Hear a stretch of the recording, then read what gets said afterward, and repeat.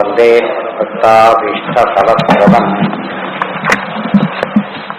कुतोस्य माङ्गलिकत्वम् अदेना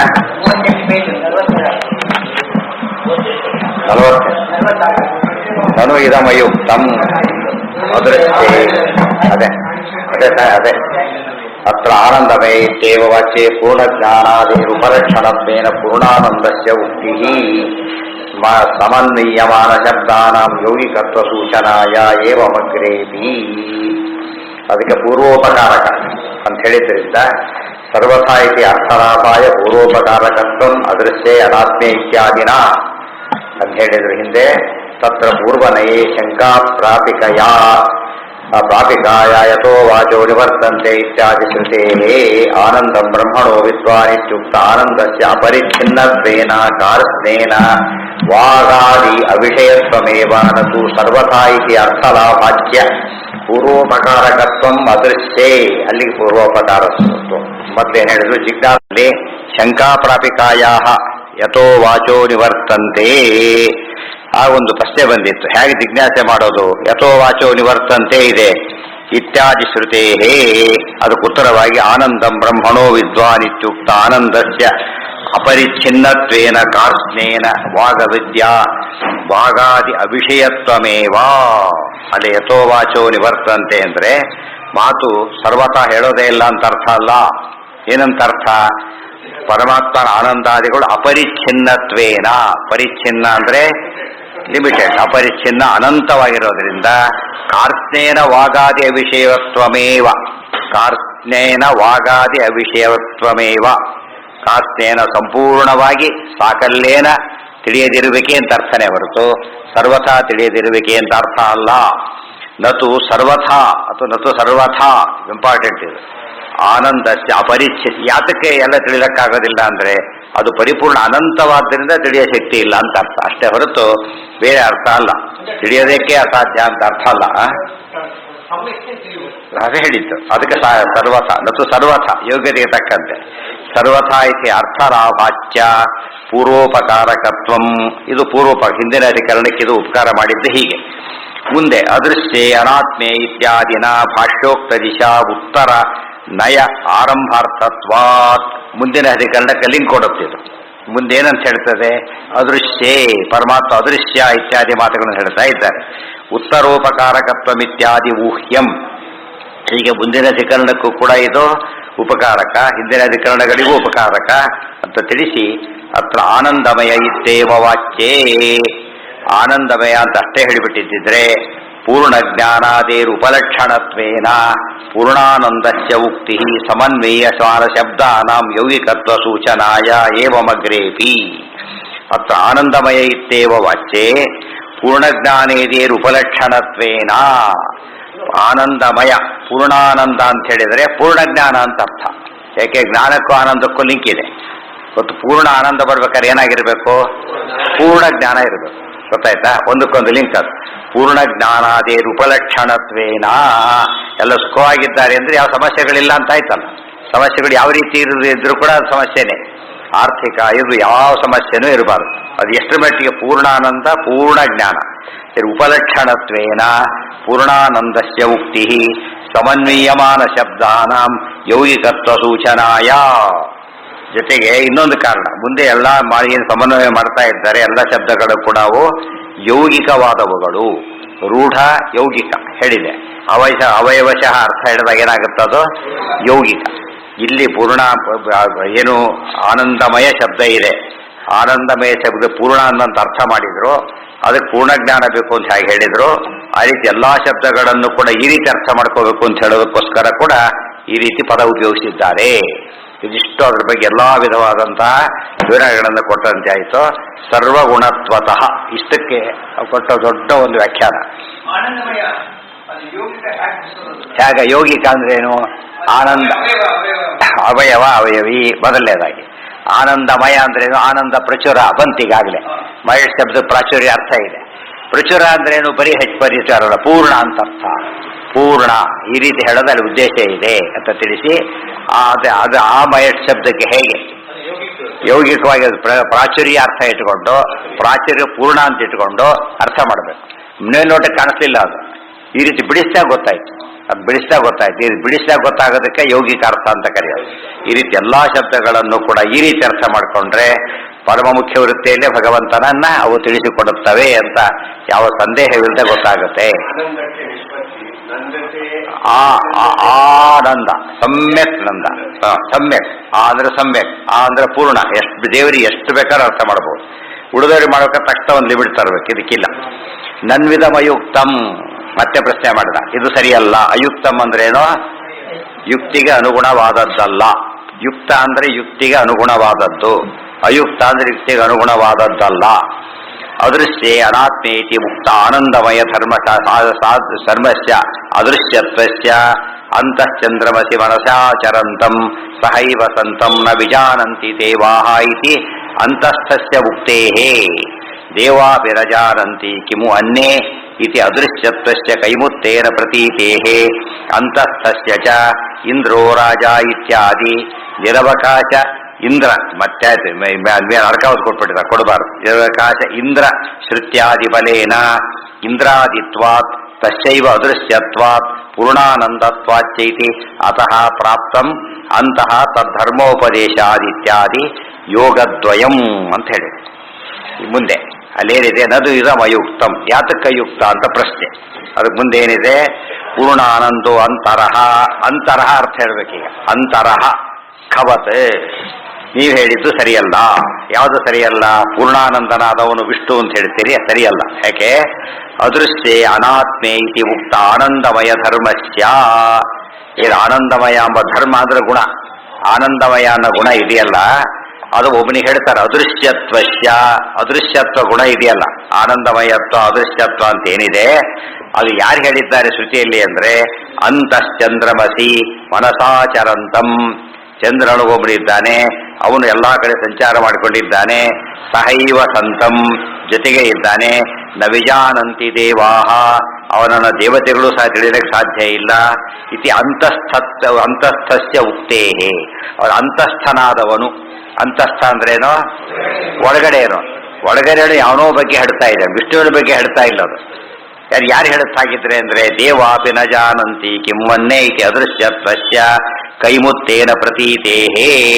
ಅಂತಸ್ಥನಿಗೆ ಅದೃಶ್ಯತ್ವ ಕೂಡ ಕೊಡುತ್ತೆ, ಯಾಕೆ ಒಳಗಿದ್ದಾರಾದ್ರಿಂದ ಅದೃಶ್ಯ, ಅವನು ಆನಂದಮಯ. ಗೊತ್ತಾಯ್ತು? ಯಾವನೋ ಒಬ್ರು ಇದ್ದಾನೆ, ಅವನು ಒಳಗಡೆ ಇದ್ದಾನೆ, ಅದೃಶ್ಯನಾಗಿದ್ದಾನೆ, ಅವನು ಆನಂದಮಯ ಅಂತ ಹೇಳ್ತಿರೋದು. ನೀವು ವಿಷ್ಣುಗೆ ಆನಂದಮಯತ್ವ ಕೊಡಿಸ್ತೀರಿ, ಅದು ಹೇಗೆ ಸಾಧ್ಯ ಅಂತ ಪ್ರಶ್ನೆ. ಅಂತಸ್ಥಸ್ಯ, ಅಂತಸ್ಥ ಯಾರಿರ್ಬೋದು ಅಂತ ಮುಂದಿನ ಪ್ರಶ್ನೆ. ಅಂತಸ್ಥ ವಿಷ್ಣು ವಿಷ್ಣು ಆಗೋದಿಲ್ಲ. ಇಂದ್ರೋ ರಾಜ ಮುಂದೆ ಹೇಳಬೇಕಾದ್ರೆ ರೆಫರೆನ್ಸ್ ಯಾರಿಗೆ ಬಂದಿದೆ? ಅದು ಇಂದ್ರದೇವರಿಗೆ ಬಂದಿರೋದು. ಅಂತಸ್ಥ ಯಾರು? ಇಂದ್ರ.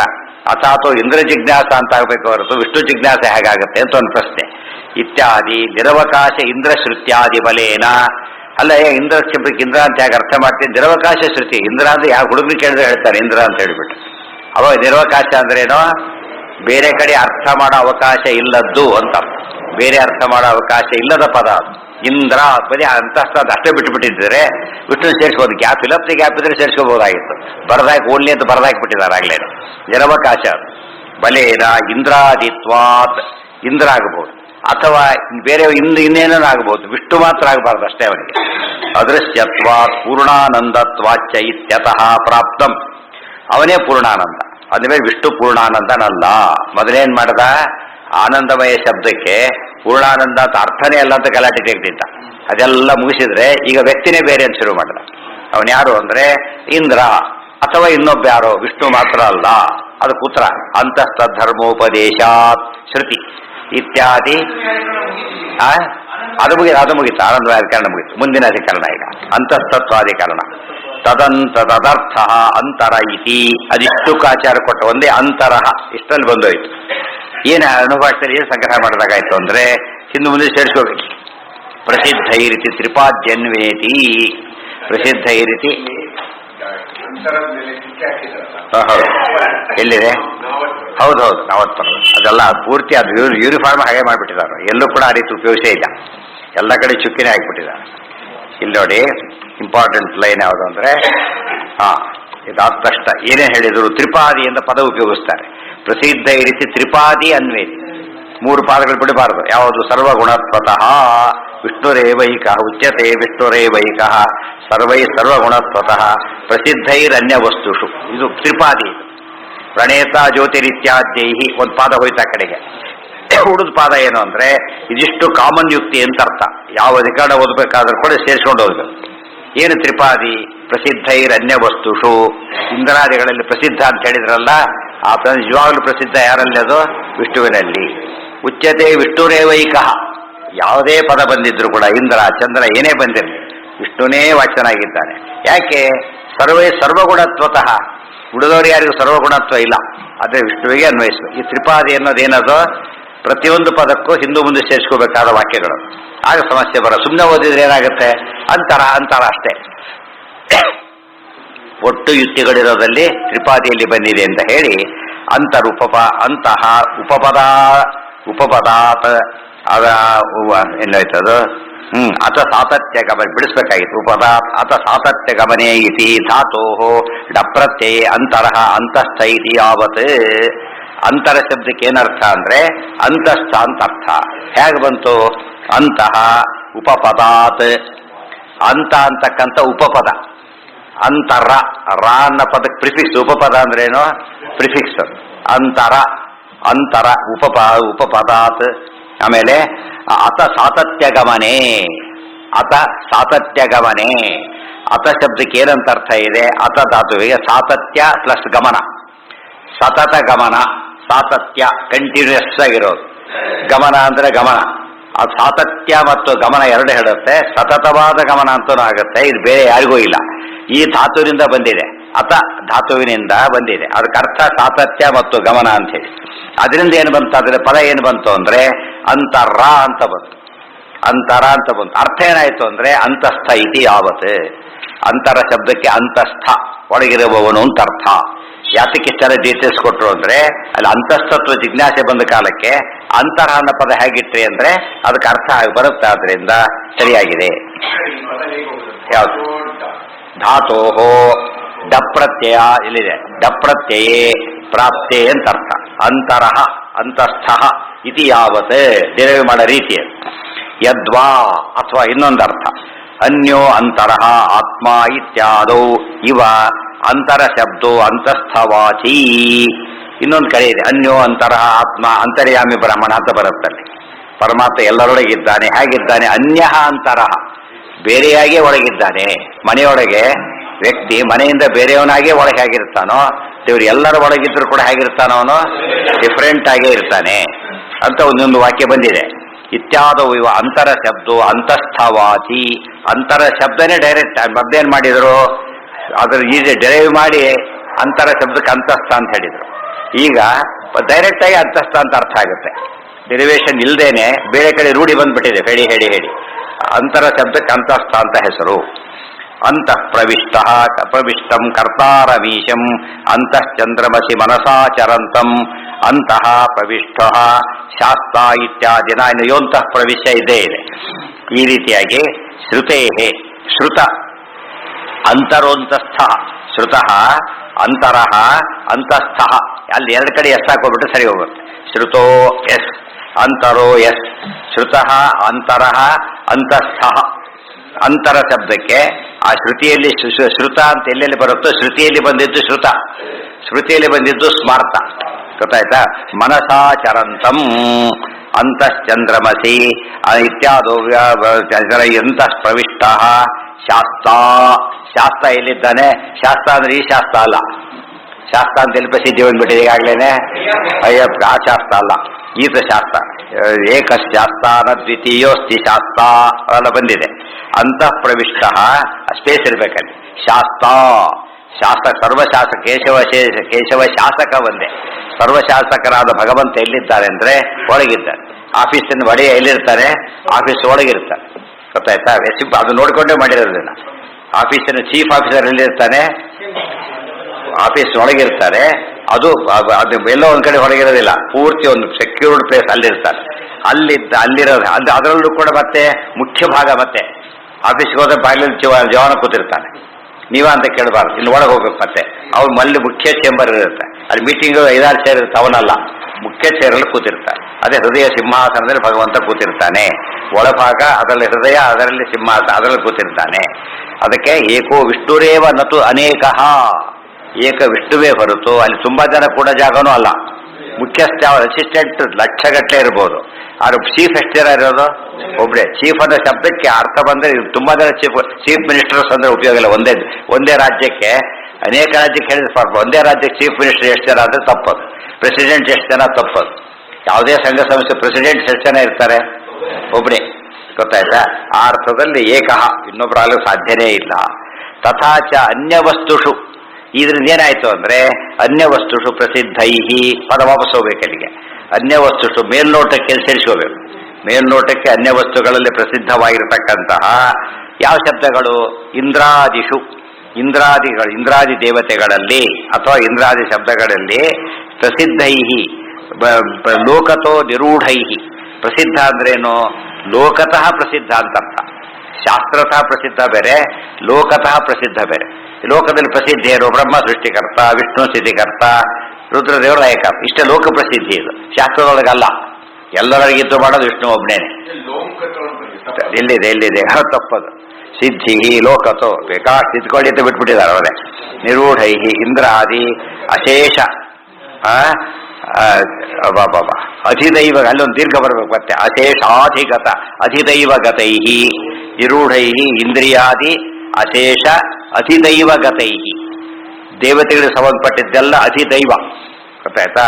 ಇಂದ್ರಾದಿಗಳು ದೇವತೆಗಳು. ಯಾವ ದೇವತೆಗಳಿಗೆ ಸಂಬಂಧಪಟ್ಟ ವಾಕ್ಯ ಇರುತ್ತೋ ಲೋಕದಲ್ಲಿ ಪ್ರಸಿದ್ಧಾರ್ಥ ಬೇರೆ ಇದ್ರೂ ಕೂಡ ಶಾಸ್ತ್ರ ದೃಷ್ಟಿಯಿಂದ ಅರ್ಥ ಏನದು? ವಿಷ್ಣುವೇ ಆಗಿರ್ತಾನೆ. ನಾಮ ವಿಷ್ಣುರೇವ ಉಚ್ಯತೆ. ಇವತ್ತು ಸರ್ಕಾರಕ್ಕೆ ಎಷ್ಟು ಡಿಪಾರ್ಟ್ಮೆಂಟ್ ಹೇಳಿದ್ರು ಕೂಡ ಮೇನ್ಲಿ ಏನದು? ಗೌರ್ಮೆಂಟ್. ಗೊತ್ತಾಯ್ತಾ? ಅನೇಕ ವಿಭಾಗಗಳಿದ್ರು ಕೂಡ ಆ ವಿಭಾಗದ ಪೂರ್ತಿ ಕಂಟ್ರೋಲರ್ ಯಾರು? ಗೌರ್ಮೆಂಟ್. ಆ ಅರ್ಥದ ಎಲ್ಲವೂ ವಿಷ್ಣುವಿಂದಲೇ ಮುಖ್ಯವಾಗಿ ನಡೀತಾ ಇರತಕ್ಕಂಥದ್ದು. ವಿಷ್ಣುರೇವ ಉಚ್ಯತೆ. ಅಂತಸ್ಥಸ್ಯ ವಿಷ್ಣುತ್ವೇ ತನ್ನಿಷ್ಠತ್ವೇನ ಶ್ರುತ ಇಂದ್ರಾದಿ ನಾಮ್ನಾಮಪಿ ತದ್ವಾಚಿತ್ವ ನಿಯಮಾದಿತಿ ಭಾವ. ಅಂತಸ್ಥನಾದವನು ವಿಷ್ಣು ಅಂತ ಹೇಳಿದ ಮೇಲೆ ತನ್ನಿಷ್ಠತ್ವೇನ ಶ್ರುತ ಇಂದ್ರಾದಿ ನಾಮ್ನಾಮಪಿ, ಅಂತಸ್ಥವಾಚಕವಾಗಿರ್ತಕ್ಕಂಥ ಶಬ್ದಗಳು ಅಂತ ಏನೇನಿವೆ ಇಂದ್ರಾದಿ ನಾಮಗಳು ಅವೆಲ್ಲವೂ ಕೂಡ ತದ್ವಾಚಿ ನಿಯಮಾದಿತಿ ಭಾವ, ವಿಷ್ಣುವನ್ನೇ ಹೇಳಬೇಕು ಅಂತ ಹೇಳ ನಿಯಮ ಅದು. ಆ ಅರ್ಥದಲ್ಲಿ ಅಂತರ ಅಂಬೋನೆ ಯಾರು ವಿಷ್ಣುವೇ ಹೊರತು ಬೇರೆಯವರಲ್ಲ. ಒಳಗಿರ್ತಕ್ಕಂಥ ಯಾವನೋ ಇದ್ದಾನೆ ಅಂತ ಭಾವನೆಗೆ ಅವಕಾಶ ಇಲ್ಲ ಅಂತ ಹೇಳಿ. ಆ ಪೂರ್ಣಾನಂದೋ ಅಂತರಹ ಏನೋ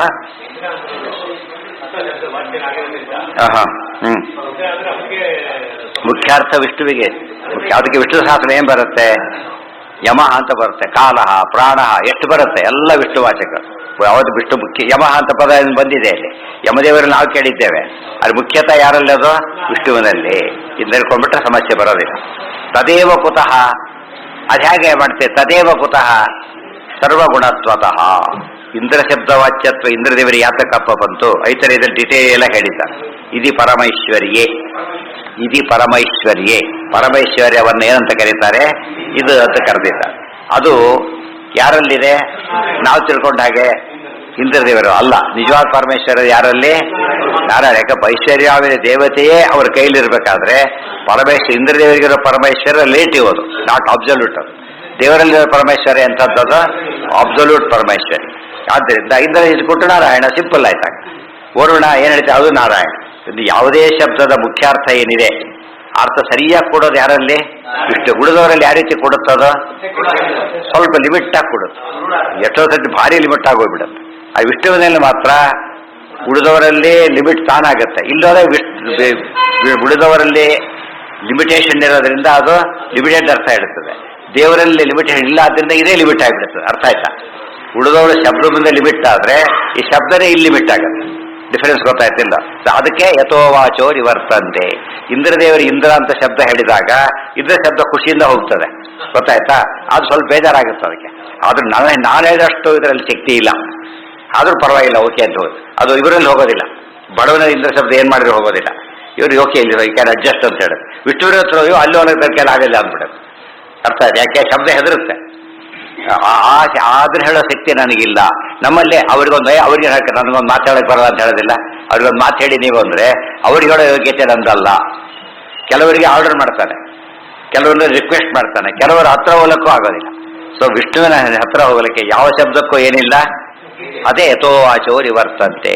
ಇಲ್ಲಿ ಇವರಿಗೆ ಯೋಗ್ಯತೆ ಇಲ್ಲ, ಅಲ್ಲಿ ಶಬ್ದಕ್ಕೆ ಯೋಗ್ಯತೆ ಇಲ್ಲ. ಅರ್ಥ ಆಯ್ತಾ ಈಗ? ಅದು ಸ್ವಾರಸ್ಯ ಇರೋದು, ಅದ್ರ ಹೇಳೋದಕ್ಕೆ ಇಷ್ಟೆಲ್ಲ ಬಂದಿರೋದು. ಯಾತಕ್ಕಿದೆ? ಉಳಿದೋರ ದೃಷ್ಟಿಯಿಂದ ಮಹಾದೇವ ಅಷ್ಟೇ. ಯಾರ ದೃಷ್ಟಿಯಿಂದ? ಇಂದ್ರಾದಿ ದೇವತೆಗಳು ಮಹಾದೇವನೇ ಹೊರತು ನಾವು ನಮ್ಮ ಬಾಸ್ ಅಂತಾನೆ. ಯಾರಿಗೆ? ಕ್ಲರ್ಕೆ, ಆರ್ಡಿನರಿ ಕ್ಲರ್ಕೆ ಬಾಸು. ಪಾಪ ಕ್ಲರ್ಕಿಗೆ ಹೆಡ್ ಕ್ಲರ್ಕ್ ಬಾಸು. ಗೊತ್ತಾಯ್ತಾ? ಅವ್ರು ಇವಾಗ ಸಾಮಾನ್ಯವಾಗಿ ಅವರು ಎಷ್ಟು ಲೋಕ ತಮಾಷೆ ಏನು ಗೊತ್ತಾ, ಮೇಲ್ನವ್ರಿಗೆ ಕೇಳೋದು, ಇವ್ರು ಹೇಳಿದ್ರೆ ಕೇಳೋದು, ಅವ್ರು ಅಷ್ಟು ಅಡ್ಜಸ್ಟ್ ಆಗಿಬಿಟ್ಟಿರ್ತಾರೆ. ಈ ಪ್ರೈವೇಟ್ ಸ್ಕೂಲ್ ಹುಡುಗರು ಇರ್ತಾರಲ್ಲ, ಅವ್ರು ಯಾರು ಹೇಳಿದ್ರೆ ಕೇಳೋದಿಲ್ಲ, ಮಿಸ್ ಹೇಳಿದ್ರೆ ಕೇಳೋದು. ನಿಮಗೆ ಗೊತ್ತಾಗಲ್ಲ, ಮಿಸ್ಗೆ ಅಷ್ಟೇ ಗೊತ್ತಾಗಲ್ಲ ಹೋಗ್ಬಿಟ್ಟಿರ್ತಾರೆ. ಅದಕ್ಕೆ ಬಾಸ್ ಅನ್ನೋ ಶಬ್ದ ಲಿಮಿಟೆಡ್ ಸೆನ್ಸ್ ಅಲ್ಲಿ ಅವರಲ್ಲಿ ಬಂದಿರುತ್ತೆ. ಆದ್ರೆ ಆಫೀಸ್ ಬಾಸ್ ಅನ್ನೋ ಮುಖ್ಯಾರ್ಥದಲ್ಲಿ ಆಫೀಸಿಗೆ ಬಾಸ್ ಅವರು. ಗೊತ್ತಾಯ್ತಾ? ಮೇಲ್ಮೇಲೆ ಹೋಗ್ತಾ ಏನಾಗುತ್ತೆ, ಗುಂಡಗಳಿಗೆ ಅಣ್ಣ ಅಣ್ಣ ಅಂತಿರ್ತಾರೆ. ಯಾರೋ ಗುಂಡ ಅಣ್ಣ, ಗುರು ಗುಂಡ ಅಣ್ಣ ಎಲ್ಲಗಳು ಅವರಿಗೆ. ಅದು ಉಳಿದ ಪ್ರಕಾರ ಕೆಲಸಕ್ಕೆ ಬಾರ್ದವ್ರು, ಅವರೊಬ್ಬರೇ ಅಣ್ಣ ಅವರಿಗೆ. ಅಲ್ಲಿ ಗುಂಡಗಳು ವ್ಯವಸ್ಥೆ ಇಟ್ಕೊಂಡ್ಬಿಟ್ಟಿದ್ದಾರೆ. ಈ ರೀತಿ ದೇವರಿಗೆ ಹತ್ತಕ್ಕಪ್ಪ ಸರ್ವಗುಣತ್ವ ಒಂದೇ ಕಾರಣ, ಯಾವಾಗ ತಲೆ ಕೂತಿದ್ರೆ ಆಯ್ತು. ಎಲ್ಲಾ ಶಬ್ದಗಳು ವಿಷ್ಣುವಿನ ಯಾಕೆ ಹೇಳುತ್ತೆ ಅಂದ್ರೆ ಎಲ್ಲ ಗುಣ ಅವನಲ್ಲಿರೋದೇ ಇಲ್ಲ, ಏನು ಮಾತಾಡೋದೇ ಇಲ್ಲ. ಒಳಗಿರೋನು ಅಂತ ಅರ್ಥ. ಇಂಡ್ವೆಲರ್, ಇಂಡ್ವೆಲರ್, ಇಂಡ್ವೆಲರ್. ಹೂ ಇಸ್ ದಿ ಇಂಡ್ವೆಲರ್ ಅಂದ್ರೆ ವಿಷ್ಣು ಇಸ್ ದಿ ಇಂಡ್ವೆಲರ್ ಅಷ್ಟೇ. ಯಸ್ಯ ಅಂಡಕೋಶಂ ಶುಷ್ಮಮಾಹು. ಇವನು ಬರ್ತಾನೆ, ಹೋಟೆಲ್ ಇಷ್ಟು ನೋಡ್ತಾರೆ, ಮನೆಯೊಳಗೆ ಯಾರಿದ್ದೇರಿ ಅಂತ ಬರ್ತಾರೆ. ಯಾರು ಗೆಸ್ಟ್ ನಾವಿಲ್ಲ ಅಂತ ಹೇಳಿ, ಒಳಗೆ ಇದ್ದ ನಾನಿಲ್ಲ ಅಂತ ಹೇಳ್ತಾನೆ. ಮತ್ತು ಒಳಗಿರೋ ಅಲ್ಲಿದ್ದಾರೆ, ಯಜಮಾನರಾಗಿದ್ದಾರೆ. ಒಳಗಿದ್ದೀರಿ ಯಾರಿದ್ದೀರಿ ಅಂತ ಅವ್ನು ಕೇಳಬೇಕಾದ್ರೆ ಒಳ ಯಜಮಾನರಾಗಿ ಯಾರಿದ್ದೀರಿ ಅಂತ ಅರ್ಥ. ಒಳಗೆ ಕೂತವರೆಲ್ಲ ಒಳಗಿರೋರಲ್ಲ. ಯಾರವರು? ಅವ್ನಿಗೆ ನೀನು ಗಿದ್ಯಲ್ಲ, ನಾನು ಹೊರಗಿನವನು. ನಾನು ಒಳಗಿನವಲ್ಲ, ಯಾರೋ ಹೊರಗಿನವನು. ನಾನು ಒಳಗಿನವ್ರು ಒಳಗಿದ್ದಾರೆ. ತಿಳಿತಾ? ಈ ಲೋಕದಲ್ಲಿ ವ್ಯವಹಾರ ಬಂದಿರೋ ಕೂಡ ಕರೆಕ್ಟಾಗಿ ಓನರ್ ಆಗಿ ಒಳಗಿರೋನು ಒಳಗಿರೋಣ ಹೊರತು ಸುಮ್ಮನೆ ಒಳಗಿದ್ರೆ ಒಳಗಿರೋಣಲ್ಲ ಅವನು. ಅರ್ಥ ಆಯ್ತಾ? ಸುಮ್ಮನೆ ಒಳಗಿದ್ದ ಮಾತ್ರಕ್ಕೆ ಒಳಗಿರೋರಾಗೋದಿಲ್ಲ. ಅದಕ್ಕೆ ನಿಯಾಮಕನಾಗಿ ಒಳಗಿದ್ರೆ ಮಾತ್ರ ಒಳಗಿರೋಣ ಅಂತ ಕರೀತಾರೆ. ಸಮುದ್ರೇ ಅತಃ ಅಂತಹ ಯಶ್ಚ ಅಂಡಕೋಶಂ ಶುಷ್ಮಮಾಹು. ಇವೆಲ್ಲ ಯಾತಕ್ಕೆ? ಸರ್ವಶಬ್ದ ಸರ್ವಗುಣಗಳು ಎಲ್ಲಿದ್ದೇವೆ ಅಂತ ಕೇಳಿದ್ರೆ ಸಮುದ್ರೇ ಅಂತಹ ಯಶ್ಚಾಂಡಕೋಶಂ ಶುಷ್ಮಮಾಹು ಇತ್ಯಾದಿ ಏತತ್ ಪ್ರಕರಣ ಶ್ರುತ ಸಮುದ್ರಾಂತಸ್ತತ್ವ ಬ್ರಹ್ಮಾಂಡ ವೀರ್ಯತ್ವಾದಿ ಸರ್ವಗುಣವತ್ವಾತ್ ತಸ್ಯ ಇತ್ಯರ್ಥಃ. ಲಿಂಗಾನಾಂ ಇಂದ್ರಾದೌ ನಿರವಕಾಶತ್ವಾದಿತಿ ಭಾವಃ. ಏನರ್ಥ? ಸಮುದ್ರೇ ಅಂತಹ ನೋಡಿ, ಸಮುದ್ರೇ ಮಮ ಯೋನಿಹಿ ಅಂತಃ ಸಮುದ್ರೇ. ಸಮುದ್ರದ ಒಳಗಿರೋನು ಅಂತಸ್ಥೋ ವಿಷ್ಣುರೇವ. ಅಂಬಡಿ ಸೂಕ್ತ ಅರ್ಥ ಆಯ್ತಾಗ. ಆಮೇಲೆ ಅವು ಇಂದ್ರ ಅಂತ ಅರ್ಥ ಮಾಡಕ್ಕೆ ಬರೋದಿಲ್ಲ. ಯಾಕೆ? ಆಮ್ ರುದ್ರೇ ಸುವಿಶ್ಚರಾಮಿ ಎಲ್ಲ ಹೋದ್ರವರೆಲ್ಲ ಅವ್ರ ಮೇಲಿದ್ದೇನೆ ಅಂತ ಹೇಳಿದ ಮೇಲೆ ಇಂದ್ರಿಯರಾಗ ಚಾನ್ಸ್ ಇಲ್ಲ, ವಿಷ್ಣುನೇ ಆಗಬೇಕು. ಎಷ್ಟೇ ಅಂಡಕೋಶಂ ಶುಷ್ಮಮಾಹು. ಇಡೀ ಜಗತ್ತಿಗೆ ಸೃಷ್ಟಿ ಮಾಡಿರ್ತಕ್ಕಂಥ ವೀರ್ಯ ಯಾರದು ಅಂದ್ರೆ ಭಗವಂತನದು. ಅಲ್ಲಿ ಏನು ಗೊತ್ತಾಯ್ತು ಅದರಿಂದ? ಶ್ರುತ ಸಮುದ್ರ ಅಂತಸ್ತತ್ವ, ಸಮುದ್ರ ಅಂತಸ್ತತ್ವ ಒಂದು. ಬ್ರಹ್ಮಾಂಡ ವೀರ್ಯತ್ವ, ಬ್ರಹ್ಮಾಂಡ ಜನಕವಾದ ವೀರ್ಯಯುಕ್ತತ್ವ. ಇದು ಯಾರಲ್ಲಿದೆ? ವಿಷ್ಣುವಿನಲ್ಲಿದೆ. ಇಲ್ಲಿ ಇಂದ್ರ ಅಂತ ರೆಫರ್ ಮಾಡಿ ಮುಂದೆ ಅವನು ಯಾರು ಅಂದ್ರೆ ಸಮುದ್ರ ಒಳಗಿರೋನು. ಗೊತ್ತಾಯ್ತಾ? ಎಷ್ಟು ಅಂಡಕೋಶಂ ಶುಷ್ಮಮಾಹು ಅಂತಿದೆ. ಈ ಎರಡು ಅಬ್ಜೆಕ್ಟಿವ್ಗಳು ಕೂಡ ಇಂದ್ರದೇವರಿಗೆ ಏನ್ ಮಾಡಿದ್ರು ಅಪ್ಲಿಕಬಲ್ ಅಲ್ಲ. ಯಾರಿಗೆ ಅಪ್ಲಿಕಬಲ್? ಅದು ವಿಷ್ಣುವಿಗೆ. ಅದಕ್ಕೆ ಸರ್ವಗುಣತ್ವತಃ. ಲಿಂಗಾನಾಂ ಇಂದ್ರಾದೌ ನಿರವಕಾಶತ್ವಾದಿತಿ ಭಾವಃ. ಈ ವಿಷ್ಣು ಶಬ್ದ ಇಂದ್ರಾದಿ ಶಬ್ದಗಳೆಲ್ಲ ವಿಷ್ಣುವಿನಲ್ಲಿ ನಿರವಕಾಶವಾಗಿ ಬಂದಿವೆ, ಉಳಿದವರಲ್ಲಿ ಲಿಮಿಟೆಡ್ ಸೆನ್ಸ್ ಅಲ್ಲಿ ಬಂದಿವೆ. ನಚ ಶ್ರುತಿ ನಾಮಪಿ ವಿಷ್ಣು ನಿರವಕಾಶತ್ವಾತ್ ಉಭಯ ಅಬಾಧಾಯ ತಾದಾತ್ಮ್ಯಮೇವ ಇಂದ್ರಾದಿಭಿಃ ವಿಷ್ಣೋರಸ್ತು ಇತಿ ಶಂಕ್ಯಂ ಸರ್ವಗುಣತ್ವತಃ. ಇನ್ನೊಂದು ವಾದ ಇದೆ. ಇವತ್ತಂತವ್ರು ಫಾಲೋ ಸುಮ್ಮನೆ ಅಲ್ಲ, ಕೆಲವು ಜನ ಅಂತವ್ರು ಇದ್ದಾರೆ. ಯಾರು ಅಂದ್ರೆ ಶ್ರುತೀನಾಮಪಿ ವಿಷ್ಣು ನಿರವಕಾಶತ್ವಾತ್ ಉಭಯ ಅಬಾಧಾಯ ತಾದಾತ್ಮ್ಯಮೇವ ಇಂದ್ರಾದಿಭಿರ್ ವಿಷ್ಣೋ ಅಸ್ತು. ಆಯ್ತು, ನಿಮ್ಮ ಪ್ರಕಾರ ಇಂದ್ರ ಶಬ್ದ ವಿಷ್ಣುವನ್ನೇ ಹೇಳುತ್ತೆ. ಸಾಮಾನ್ಯರ ಪ್ರಕಾರ ಇಂದ್ರ ಅಂದ್ರೆ ಏನರ್ಥ? ಇಂದ್ರದೇವರು ಅಂತ ಅರ್ಥ. ಗಲಾಟೆ ಮಾಡೋದೇ ಬೇಡ, ಇಬ್ರು ಒಂದೇ ಅಂತ ತಿಳ್ಕೊಂಬೇಡ, ಯಾಕಾಗಬಾರ್ದು. ಆ ರೀತಿ ಇದ್ದಾರಲ್ಲ ಭಾಗವತ ಸಂಪ್ರದಾಯ ಅನ್ನೋರೆಲ್ಲ ಏನ್ ಮಾಡ್ತಾರ ಅವರು? ಎಲ್ಲಾ ದೇವತೆಗಳು ಒಂದೇ. ಗೊತ್ತಾಯ್ತಾ? ಪಂಚಾಯತನ ಪೂಜೆ ಅಂತ ಮಾಡ್ತಾರಲ್ಲ, ಎಲ್ಲ ಅಭೇದ ಚಿಂತನೆ ಮಾಡ್ತಾರೆ. ಭಾಗವತ ಸಂಪ್ರದಾಯರು ಅಂತ ಹೆಸರು ಅವರಿಗೆ. ಶುದ್ಧ ಭಾಗವತರಲ್ಲ ಅವರು, ಇಂಥ ಭಾಗವತರು ಇದ್ದಾರೆ. ಅವರು ಆ ರೀತಿ ಯಾಕೆ ಹೇಳಬಾರದು? ಬ್ರಹ್ಮ ವಿಷ್ಣು ಮಹೇಶ್ವರ ಒಂದೇ, ಶ್ರೀ ಹರಿಹ ಒಂದೇ, ಹೀಗೆಲ್ಲ ವಾದ ಮಾಡೋರು ಇದ್ದಾರೆ. ಆ ರೀತಿ ಯಾಕೆ ಮಾಡಬಾರ್ದು ಅಂತ ಪ್ರಶ್ನೆ ಈಗ ಉತ್ತರ ಕೊಡ್ತಾರೆ. ಸರಿಯಲ್ಲ. ಸರ್ವಗುಣತ್ವತಃ ಸರ್ವೇ ಇಂದ್ರಾದಯೋ ಗುಣಾಃ ಅಪ್ರಧಾನಾಃ ಯಸ್ಯ ತಸ್ಯ ಗಾವಃ ತಸ್ಮಾ ಅಲ್ಲೇನಾಗಿದೆ ಸರ್ವಗುಣತ್ವತಃ ಅವರಲ್ಲಿ ಗೌಣವಾಗಿವೆ. ಪರಮಾತ್ಮ ಪ್ರಧಾನವಾಗಿದ್ದರೆ ಅವರಲ್ಲಿ ಗೌಣವಾಗಿರೋದ್ರಿಂದ ಈಕ್ವಲ್ ಆಗಿದ್ರೆ ಹೇಳ್ಬೋದಾಗಿತ್ತು, ಐಕ್ಯ ಹೇಳ್ಬೋದಾಗಿತ್ತು. ಅದು ಇಂದ್ರ ಶಬ್ದ ವಾಚ್ಯತ್ವ ಹೇಳಬೇಕಾದ್ರೆ ಅದು ಗೌಡಾರ್ಥದಲ್ಲಿ ಉಪಯೋಗಿಸ್ತಿರೋದು. ವಿಷ್ಣುವಿನಲ್ಲಿ ಇಂದ್ರ ಅಂತ ಕರೆದಾಗ ಮುಖ್ಯಾರ್ಥ ಹೇಳ್ತಿರೋದು. ಮುಖ್ಯಾರ್ಥ ಅಂತ ಎರಡು ಬಂದಾಗ ಇಬ್ಬರು ಐಕ್ಯ ಹೇಗೊಂತಾರೆ. ಮುಖ್ಯಾರ್ಥದಲ್ಲೇ ಇಂದ್ರ ಶಬ್ದತ್ವ ಇಂದ್ರದೇವರಿಗೂ ಇದ್ದು ವಿಷ್ಣುವಿಗೂ ಇದ್ದಿದ್ರೆ ಪ್ರಶ್ನೆ ಬೇರೆ. ಅದು ಇಂದ್ರದೇವರಿಗೆ ಇಲ್ಲ ಅಂತ ಹೇಳಿದ್ರು ಗುರ್ತೇನೋ ಬಲಿ ಚಕ್ರವರ್ತಿ ಬಂದ ಸಾಗ್ಗಡೆ ಕಿತ್ಕೊಂಡ್ಬಿಟ್ಟ ನಡಿಯಂತೆ. ತಾನು ಸಿಂಹಾಸನ ಕೂತ್ಬಿಟ್ಟು ಏನ್ ಮಾಡ್ಬೇಕು, ಹೋಗಿ ಕೇಳಬೇಕಾಗಿತ್ತು, ನನ್ನ ಜಾಗ ವಾಪಸ್ ಕೊಡಿಸು ಅಂತ ಕೇಳಬೇಕಾಯ್ತು. ಏನು ಮಾಡಿ ವಾಮನಾತಾರ ಮಾಡಿ ಬಲಿಯನ್ನ ಸೋಲಿಸಿ ಇಂದ್ರರಿಗೆ ವಾಪಸ್ ಕೊಟ್ಟು ಇಂದ್ರದೇವರಿಗೆ ಎಲ್ಲಿಯೋ ಇದೇ ಇಲ್ಲ, ಪರಮೈಶ್ವರ್ಯ ಇಲ್ಲೇ ಇಲ್ಲ. ಆಗ ದುರ್ವಾಸರ ಶಾಪದಿಂದ ಎಲ್ಲ ಐಶ್ವರ್ಯ ಹೋಗಿ ಎಷ್ಟು ದರ್ತಿ ಹೋಗಿತ್ತು ಅವರಿಗೆ. ಹೋಗಿದ್ದೆಲ್ಲ ಏನ್ ಮಾಡಿದ್ರು ಕೃಷ್ಣ ತಂದು ಕೊಟ್ಟಿದ್ದು. ಸೊ ಇಂದ್ರದೇವರಿಗೆ ಇಂದ್ರ ಶಬ್ದ ವಾಚ್ಯತ್ವ ಇಲ್ಲ ಅನ್ನೋದಕ್ಕೆ ಭಾಗವತ ಕಥೆ ಗೊತ್ತಾಗುತ್ತೆ. ಅದಕ್ಕೆ ವೇದಾರ್ಥ ಪರಿಭ್ರಮಿತ, ವೇದಾರ್ಥವನ್ನ ಎಕ್ಸ್ಪ್ಲೇನ್ ಮಾಡ್ತಾ ಇದೆ. ಇಂದ್ರದೇವರಿಗೆ ಮುಖ್ಯಾರ್ಥದಲ್ಲಿ ಇಂದ್ರ ಶಬ್ದ ವಾಚ್ಯತ್ವ ಇಲ್ಲ. ಯಾತಕ್ಕೆ ಇವತ್ತು ನೋಡಿ ಎಲ್ಲ ನನ್ನ ಮುಖ್ಯಮಂತ್ರಿ ಮಾಡಿ ಅಂತ ಕೇಳ್ಕೊಂಡು ಓಡಾಡ್ತಿದ್ದಾರಲ್ಲ, ನನ್ನ ಮುಖ್ಯಮಂತ್ರಿ ಮಾಡಿ ಅಂತ ಕೇಳ್ಕೊಂಡು ಓಡಾಡ್ತಿದ್ದಾರೆ. ಅಂದ್ರೆ ಅದೇ ತಮ್ಮ ಮುಖ್ಯಮಂತ್ರಿ ಅವ್ರ ಕೈಲಿಲ್ಲ ಅಂತ ಆಯ್ತಲ್ಲ. ಈಗ ಅವ್ರ ಕೈಲಿ ಇದ್ದಿದ್ರೆ ನಾನೇ ಸೆಲ್ಫ್ ಪ್ರೊಕ್ಲೇಮ್ ಮಾಡ್ಕೊಂಡು ಮಾಡಕ್ ಬರೋದಿಲ್ಲ. ಅದನ್ನ ಈ ಕೈ ಮುಗಿದಿದ್ದೆ ಕಂಡವ್ರಿಗೆ ಮುಗಿತಾರೆ. ನಾನು ಮುಖ್ಯಮಂತ್ರಿ ಮಾಡಿ ಒಬ್ಬೊಬ್ರು ಒಂದು ಗೋಳು ಪಾಪ. ನಾವು ಇಷ್ಟ MLA ಮಾಡಲಿ ಅಂತ ಕೆಲವರು, ಮುಖ್ಯಮಂತ್ರಿ ಮಾಡಿ ಅಂತ ಕೆಲವರು, ಮಿನಿಸ್ಟರ್ ಮಾಡಿ ಅಂತ ಟಿಕೆಟ್ ಆದ್ರೂ ಕೊಡಿಸಿ ಕೊನೆ ಪಕ್ಷ ತಿನ್ನೋ ಕೆಲವರು. ಬರೀ ಗೋಳಾಟ. ಅದೆಲ್ಲ ಅಸ್ವಾತಂತ್ರ್ಯ ಏನು ಕಾಣುತ್ತಲ್ಲಿ ಕ್ಲಿಯರ್ ಆಗಿ ಎದ್ದು ಕಾಣೋದ್ರಿಂದ ಅವ್ರು ಯಾರು ಮುಖ್ಯ ಶಬ್ದ ವಾಚ್ಯರಲ್ಲ. ಅದರಿಂದ ಏನ್ ಮಾಡಿದೆ MLA ಶಬ್ದ ಕಳ್ಕೊಂಡ್ಬಿಟ್ಟ. ಇನ್ನೇ ಕರೆಯಾಗಿಲ್ಲ ಎಕ್ಸ್ ಅಷ್ಟೇ. ಈಗಲ್ಲ ದೇವರಿಗೆ ಎಕ್ಸ್ ಅಂತ ಹೇಳ್ತಾರೆ, ದೇವರಿಗೆ ಬರೋದೇ ಇಲ್ಲ. ಗೊತ್ತಾಯ್ತದೆ. ವಿಷ್ಣುವಿಗೆ ಸಹಾಯ ಮಾಡಿದ ಕಥೆ ಎಲ್ಲಾರು ಇದೆಯಾ? ವ್ಯಾಲಿಡ್ ಡಾಕ್ಯುಮೆಂಟ್ ಅಲ್ಲಿ ಎಲ್ಲೂ ವಿಷ್ಣುವಿಗೆ ಉಳಿದವರು ಉಪಕಾರ ಮಾಡಿದ ಕಥೆ ಬರೋದಿಲ್ಲ. ಗೊತ್ತಾಯ್ತಾ?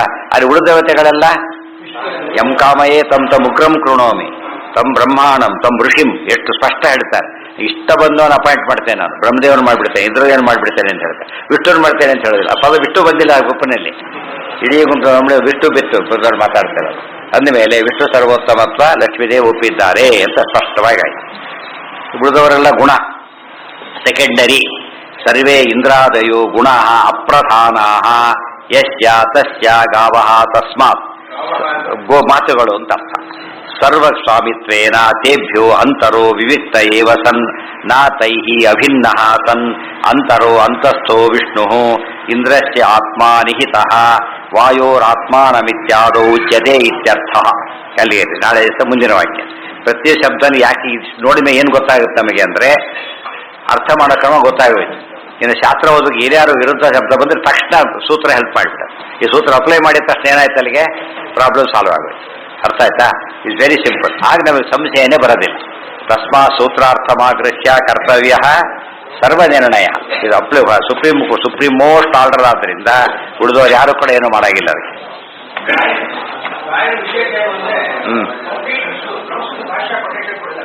ಕೊಡ್ತಾರೆ, ಅದಕ್ಕೆ ಅನ್ವಯ ಮಾಡ್ತಾ ಹೋಗ್ತಾರೆ. ಪ್ರತಿಯೊಂದು ಕೂಡ ಭಾಷೆಗೆ ಅನ್ವಯ ಮಾಡಿ ಹೇಳ್ತಾ ಹೋಗ್ತಾರೆ. ಓಂ ಜನ್ಮ